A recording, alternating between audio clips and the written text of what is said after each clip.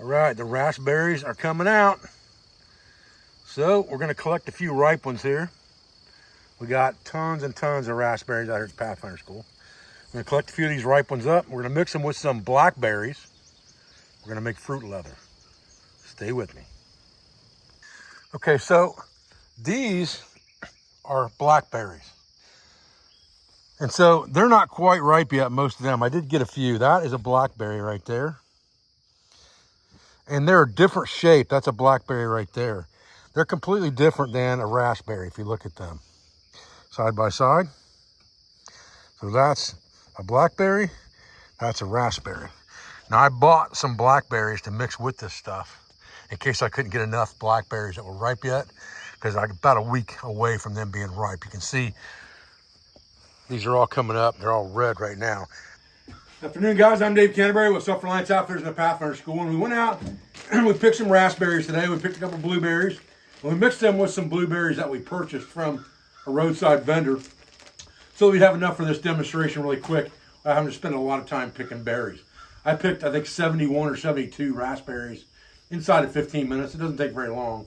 You just got to stick your hands in the sticker bushes to do it. Unless you got a berry picker, then you still have to separate lots of things after the fact to make sure you don't have stems, things like that in there. This way, if you're picking them off one at a time, you're guaranteed they're going to be clean when you put them in whatever container you're holding them in. So what I thought we'd do today is make fruit leather. Fruit leather, picture a fruit roll-up. Fruit leather is basically fruit jerky. You're going to dry it out by some means, get out of here, mister, to get all the moisture out of that and preserve it. And then you can take it with you as a trail food or a trail snack without worrying about it going bad immediately. It will last a lot longer as long as you don't let it get moisture in it and get mildewed. So how are we going to make this fruit leather? Well, the first thing we have to do is we have to create a puree. And a puree, or puree, however you want to pronounce it, is made by grinding this fruit up. And there's a couple ways you can do that. One, you can just take this bag and you can just start smashing them up inside of a Ziploc bag, as small as you can get it, and work it around and knead the bag. And then you have to strain it off through some kind of cheesecloth or something to just get the juice and none of the seeds and things like that.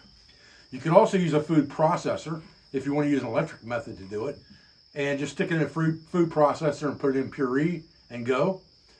If you have been diligent with collecting, you're not going to have much to worry about as far as getting it out of there, but you are still going to have seeds in there. So again, you have to strain that off. What we're going to do is we're going to use a food mill, and a food mill is probably something everyone should own.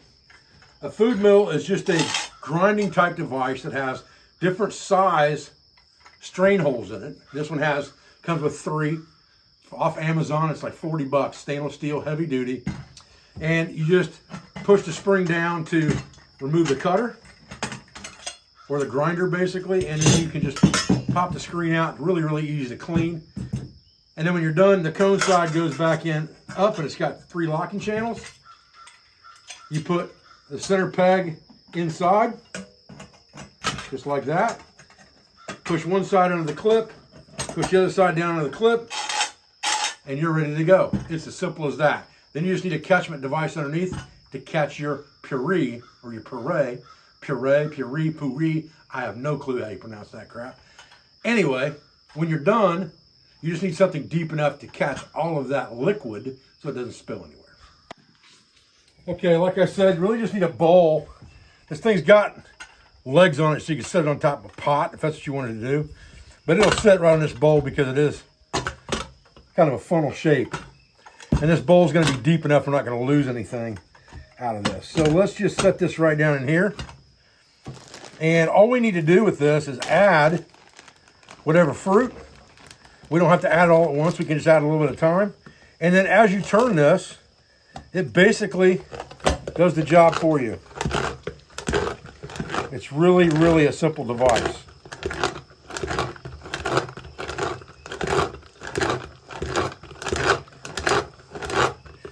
When you run out of fruit, add more.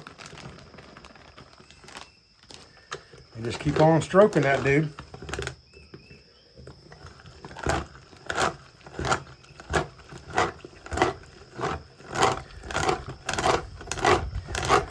can see we're getting a little bit of buildup around the edge. We'll knock that down with a wooden spatula here in a minute. For now, I'm just kind of getting through the bulk of the fruit with one of our wooden spatulas and just drive it down into that area at the bottom where that cutter's at.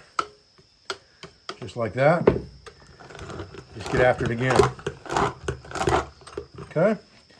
Pretty simple process. It really, really is. Take this off here so you can kind of see where we're at. And you can see that puree in there. That's half of that bowl is full. But believe me when I tell you, you don't want to do this stuff unless you're ready to get stained up a little. So wear clothes you don't mind getting stained when you're doing this. Okay, now you've got your puree. I assume I'm pronouncing that right, who knows. You want to put this out on something to dry. And there's other ways you can dry it. You can dry it in the sun. So you could take some kind of a tray like this, fill it with puree, and then lay it out in the sun with some cheesecloth, something like this, to keep the insects off of it, over the top. Lay it out in full sun. It'll take about 2 days, maybe 3, depending on how thick you make this fruit leather. Put it in an oven at about 140 degrees or whatever the lowest setting your oven has. It'll take about 8 or 9 hours. You could also do it in a food dehydrator if you have some kind of a fruit leather tray that won't let the stuff drip through in your dehydrator. So there's more than one way you can do this. What we're going to do is we're going to lay it out in the sun for at least 1 day. And if it rains, then we're going to take it in and finish it in the oven. Full disclosure, because I want to get the video done for you guys. So we're going to transfer this into here, cover it with cheesecloth, and get her out in the sun.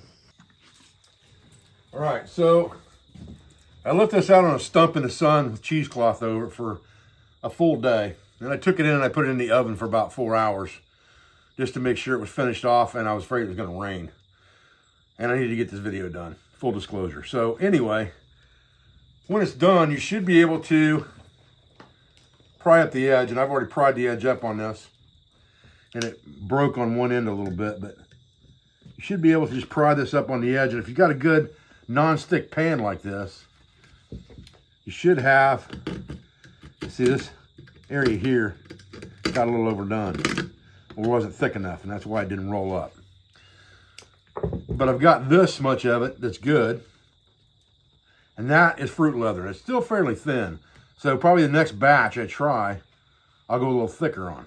But we should be able to eat that, and it should be fine. Now, this pan is about 1/4 of an inch deep, and that's why I chose this pan to try to make the fruit leather in, and it's non-stick. You can use a plastic sheeting in here if you want to kind of help lift it out of there easier. I chose not to do that and use a non-stick pan to see if that would work, and it did work fairly well. Again, this is really, really thin, so I probably just didn't quite have enough material in here, but I'm gonna try it.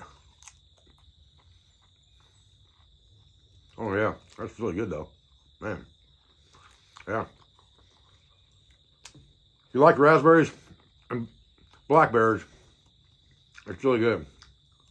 Nice and tart. Man, it's good. Okay, so, again, we'll have to start. It's like eating a warhead. Whoo-wee. If you like preserving food, this is an easy way to do it. You can put this in a plastic bag and get the air out of it so that no moisture gets into it. It'll last for a good long time on the trail. Fruit leather is a very simple project. It doesn't require anything but pureeing the fruit, removing any seeds and things like that from it, and then putting it out on something that can dry. I'm sure in the old days, they probably laid this stuff right on a rock to dry it. But it works really well. It tastes really well. And I appreciate you joining me for this video. I thank you for everything you do for our school, for our family, for our business, from our sponsors, instructors, affiliates, and friends. And I'll be back with another video as soon as I can, guys. Thanks.